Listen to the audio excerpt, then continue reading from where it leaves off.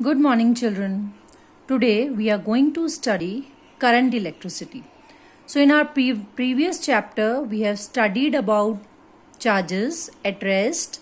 We have studied about frictional electricity. We have studied about electricity by rubbing, and we have also studied about capacitors, principle of capacitors, how charge can be stored in the form of potential energy inside the capacitors. Now in the previous chapter we have studied all the phenomena related to charges at rest. In this chapter we are going to study about current electricity. So as the name tells, current, so we have heard this word many times earlier.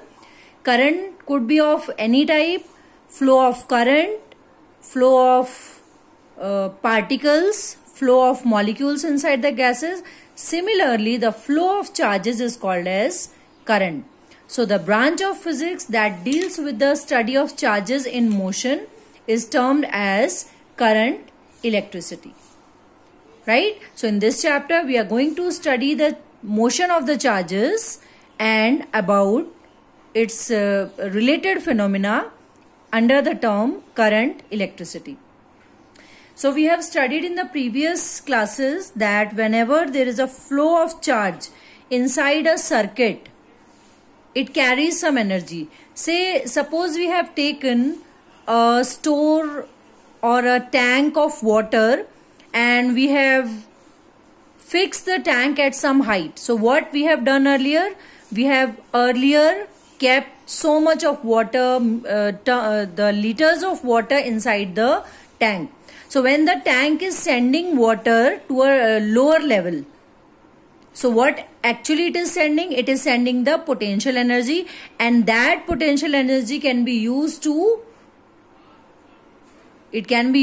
run the turbines. It means we are changing the potential energy of water into kinetic energy of turbines, which in turn can generate the electricity, right? That is what happens in hydel power station. So now the same concept we are going to apply for the current electricity. So in this chapter, for making the use of current electricity, for making the use of motion of charges, we need a circuit. A very, very basic circuit will have a source. The source will give the current or the charges, and there would be load, some load. We are going to discuss in the chapter later.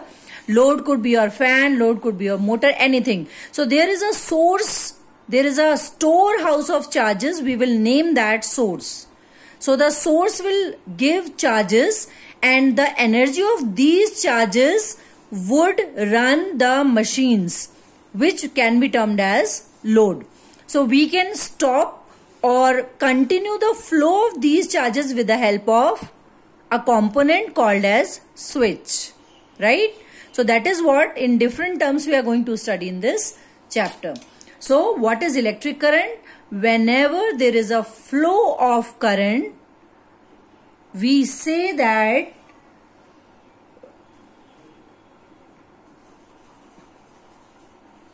whenever there is a particular amount of charge flowing across a given surface of the conductor in unit time, we name that as electric current, right? So mathematically we may define current as charge per unit time. Now this charge, conventionally when the direction of current was decided, at that time electron was not discovered. So by convention we say the direction of current is the direction of the positive charges. This is the conventional current. But later on when electron was discovered, it was found that the direction of conventional current is always opposite to the direction of flow of electrons, right? So when we say that I is equals to charge upon time, we can write it as I is equals to Q, charge is denoted by Q per unit time. So this is measured in coulomb, time is measured in second. So we can write 1 ampere is equals to 1 coulomb per second. Any particular circuit will be used to define the direction of the current. Say suppose we have taken a circuit here. Say some resistance, we'll study it later, and there is a source, there is a switch,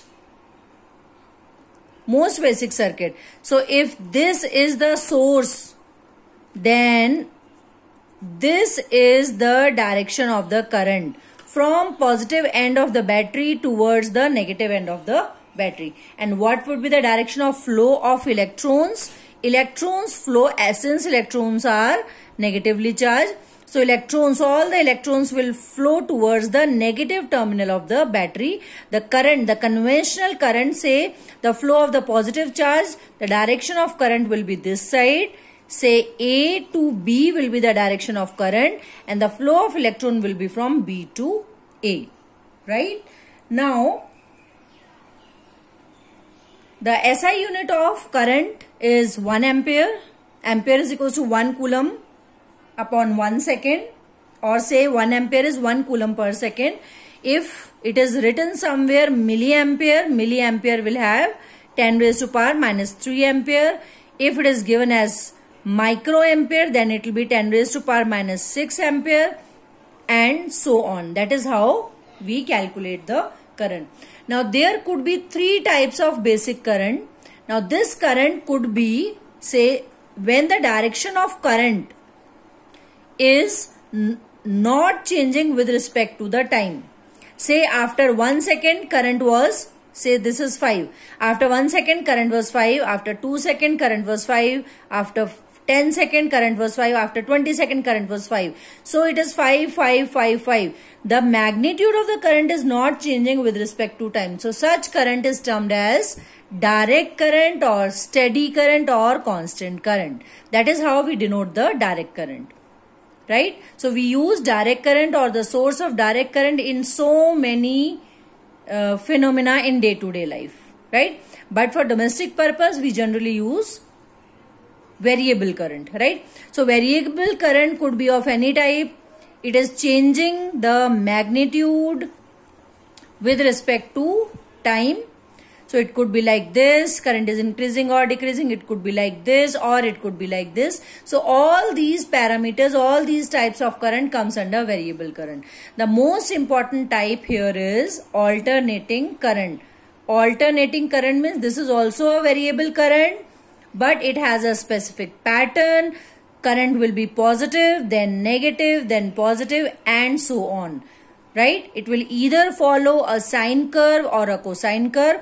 In all the domestic, the circuit, in all the domestic uses, we are using alternating current. Right?